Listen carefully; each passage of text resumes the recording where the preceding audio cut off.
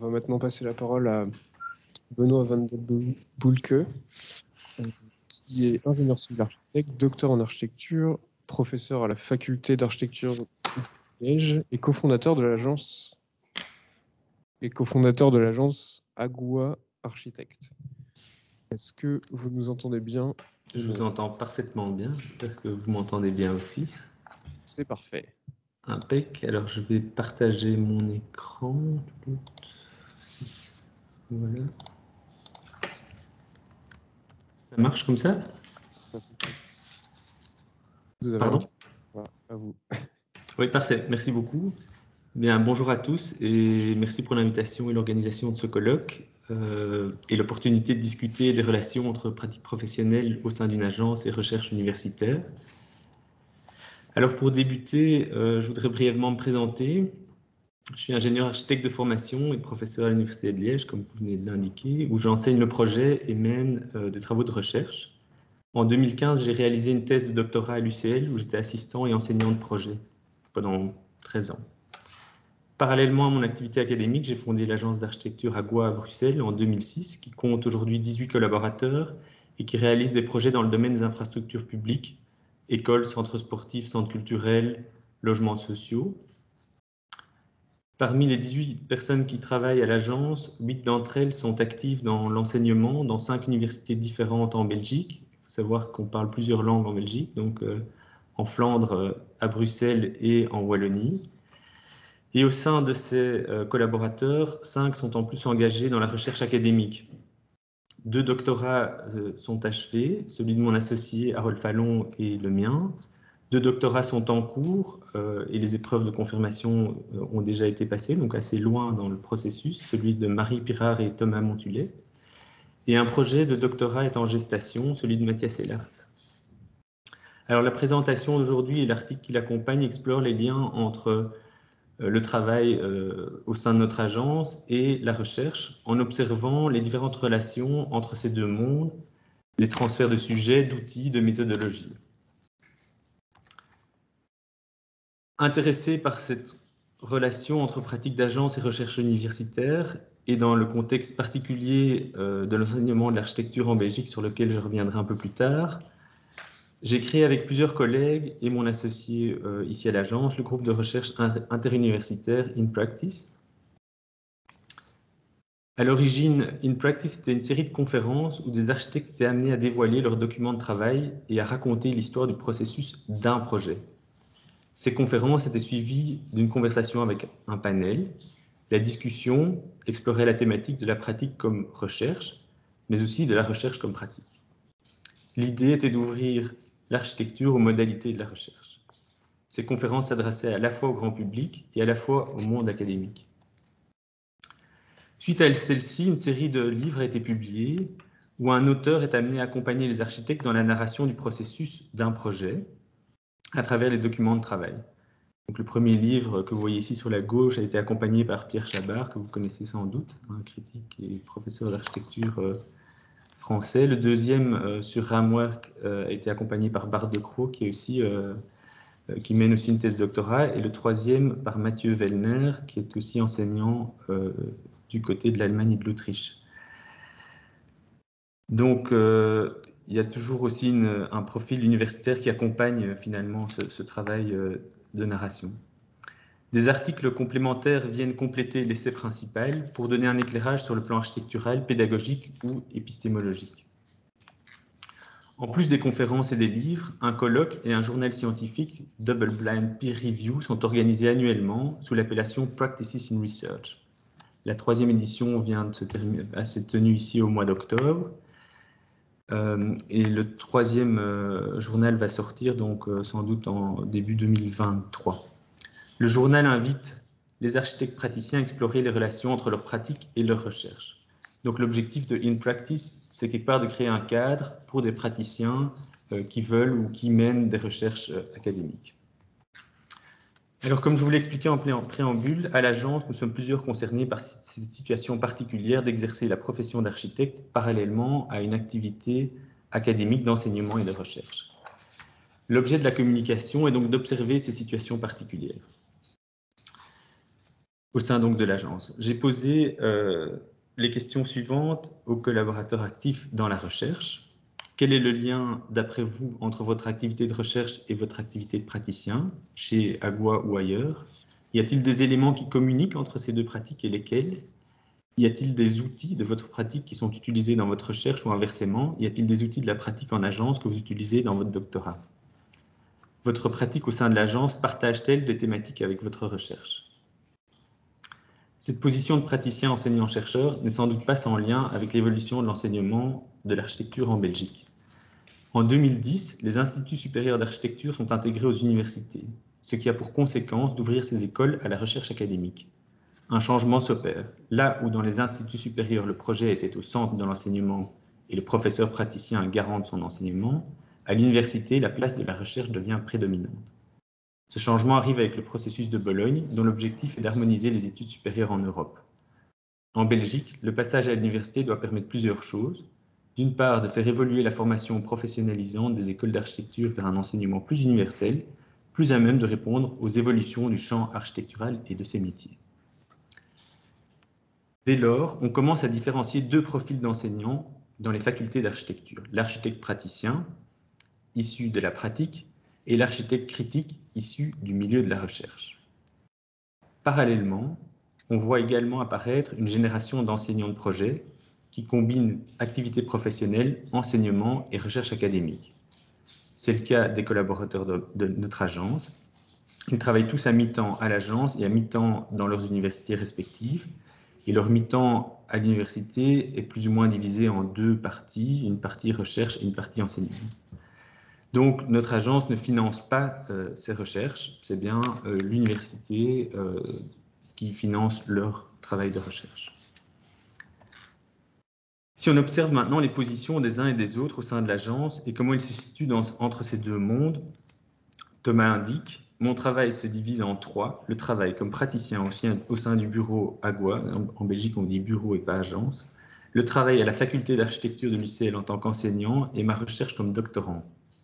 Trois activités qui s'articulent à chaque fois via, à travers, depuis l'architecture, mais différemment. Il est difficile de dire où je me sens le plus architecte. » Tandis que Marie dit « Depuis 2016, je suis responsable du projet de rénovation du palais des expositions de Charleroi pour l'association momentanée Jan de Welder Ingeving Agua. Dans ce contexte, ma pratique de l'architecture se fonde surtout sur la médiation. Je traduis les informations d'une strate d'acteurs à l'autre et négocie des compromis entre pouvoirs publics, entrepreneurs, ingénieurs. Le déroulement des études techniques et du chantier, loin d'être l'accomplissement d'un dessin défini a priori, est rythmé par une succession d'événements, d'imprévus et de découvertes qui impactent concrètement le projet. En parallèle de ce travail de terrain, je suis chercheuse en histoire de l'architecture. Donc Marie indique bien une distinction claire entre son travail d'agence et sa recherche qui se déroule dans un autre champ disciplinaire. Paul, mon associé, explique « J'ai réalisé mon doctorat au RMIT dans le cadre d'un accord avec l'école supérieure de Sint-Lucas, anticipant son intégration dans la KU Leuven en 2013. Les doctorants du RMIT étaient invités à considérer leur pratique architecturale ou artistique indépendante comme le sujet et le moteur de leur recherche. Dans mon cas, il s'agissait de ma pratique au sein du bureau d'architecture à Bois. » Donc dans les trois témoignages, on peut observer des relations assez différentes entre les activités académiques et la pratique, entre distinction ou confusion des deux activités dans le cas d'Aaron. L'ensemble des travaux de recherche développés par les membres de l'agence sont liés à la théorie de l'architecture de façon générale. Ils s'intéressent d'une manière ou d'une autre à la production du projet d'architecture, à sa compréhension, à ses outils de fabrication, à sa pratique, au processus qu'il sous-tend. Mis à part dans le travail d'Harold, un sujet en dehors de la pratique de l'agence est au centre des recherches proposées. Dans mon cas, ma thèse de doctorat s'est intéressée à la relation entre l'abstrait et le concret dans le processus du projet d'architecture à travers des études de cas. Dans le contexte contemporain, Sana, Herzog et Demeron et Peter Zumthor ont développé des démarches singulières de projet entre abstraction et compression. À travers l'analyse de leurs projets, ma thèse cherche à identifier des modes opératoires possibles qui, ensemble, pourraient participer à un socle commun à la pratique d'une architecture qui se construit. Le sujet de ma recherche résonne avec ma position de praticien du projet qui construit. L'objectif d'identification de mode opératoire vise à rendre la recherche opérationnelle dans l'enseignement et dans le champ de la pratique. Le sujet de ma thèse est par contre tout à fait externe à l'agence. Thomas, dans sa thèse, s'intéresse à la notion de transgression. Elle est considérée comme une charnière qui fait surgir la manière dont l'architecture forme ou informe la condition humaine. Plus précisément, 3 types d'architecture, la ruine, la tombe et la maquette, sont des objets d'architecture qui articulent différents espaces-temps et donnent lieu à des possibles effets transgressifs, se rendre, se dissoudre via l'architecture. Lors du parcours de cette recherche, le projet pour un mémorial d'un massacre au Salvador arrive à notre agence. Le sujet du projet du mémorial s'adosse à la recherche, mais faut-il le voir comme une illustration de la pensée? Son sujet de thèse se situe clairement dans le champ de la théorie. La présence d'un projet du bureau semble relever du concours de circonstances. Est-ce comparable à une étude de cas? La proximité du sujet est-elle une nécessité ou une opportunité? Quelle position prend le projet dans sa recherche? Le travail de Marie s'inscrit dans l'histoire de l'architecture. Elle cherche à caractériser la réflexivité environnementale des architectes modernistes belges, c'est-à-dire la manière avec laquelle ils conceptualisent les conséquences des choix technologiques de la société qu'ils participent à construire. Son travail ne semble a priori pas partager de lien avec la pratique de l'agence.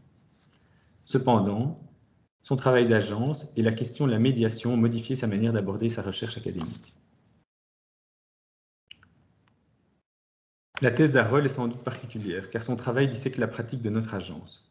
Le sujet, c'est la pratique de celle-ci. Néanmoins, il s'appuie sur l'œuvre littéraire de Francis Ponge, qui est utilisée comme une méthode d'observation de la pratique du bureau, avec des effets de retour sur la compréhension de l'œuvre littéraire. Donc, mis à part le travail d'Harold, les recherches doctorales développées par les membres de l'agence n'ont pas à la base un lien direct avec la pratique de celle-ci. C'est probablement aussi lié au type de financement, puisque ça a été le sujet de la discussion, une des questions qui s'est posée plus tôt dans la table ronde. Ce lien se construit plutôt dans les outils et les méthodes utilisées pour mener la recherche. Dans l'ensemble des thèses développées par les collaborateurs de l'agence, un moment de porosité apparaît entre ces deux pratiques. Il peut sembler ténu ou très important, mais il est indéniable que les méthodes et les outils s'influencent mutuellement. Pour positionner ce propos, Stéphane Henrault, dans son article de la recherche à la pratique et vice-versa, le praticien-chercheur, montre à travers un schéma la distinction et la jonction entre sa propre recherche scientifique et sa propre pratique architecturale.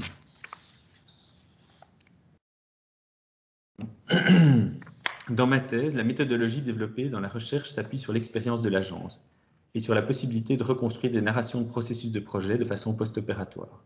Méthodologie que nous utilisons souvent pour communiquer les projets lors de conférences. Au lieu d'une analyse archéologique de processus de projet, n'ayant pas accès en fait aux documents des architectes, ma thèse propose de reconstituer des fragments possibles d'un processus de projet pour décrire, illustrer, rendre partageables des modes opératoires de projets possibles. Les outils de l'agence sont transposés comme outils d'analyse dans le cadre de la recherche. La thèse de Thomas se développe à travers plusieurs modes opératoires. Des textes, un glossaire, des spatialisations des pensées, un catalogue de références et le projet du mémorial qu'il développe à l'agence. Chaque mode interroge différemment la question du départ au travers de points, qui sont autant de moments dans la recherche. Des constellations se dessinent entre différents points, sans qu'ils soient poussés ou forcés. On voit ici que les trajectoires de recherche et de projet d'agence se croisent. Dans le travail d'Harold, très peu de documents graphiques ont été réalisés pour la recherche, en dehors de ceux de la pratique propre du bureau. S'il n'y a pas eu de production graphique à proprement parler, à l'exception d'illustrations réalisées pour la défense, c'est qu'il s'agissait principalement de collecter des documents existants, de les trier et ensuite de les stimuler par des dispositions spécifiques, accompagnées de réflexions sous forme de texte.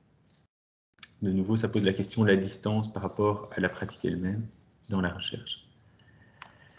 Et enfin, le travail de Mathias qui initie une thèse, c'est l'outil de dessin qui est le sujet de ces questionnements. Il indique « L'arrivée dans un bureau et l'apparition de la contrainte de la réalité changent fondamentalement la manière de communiquer ou de faire projet. »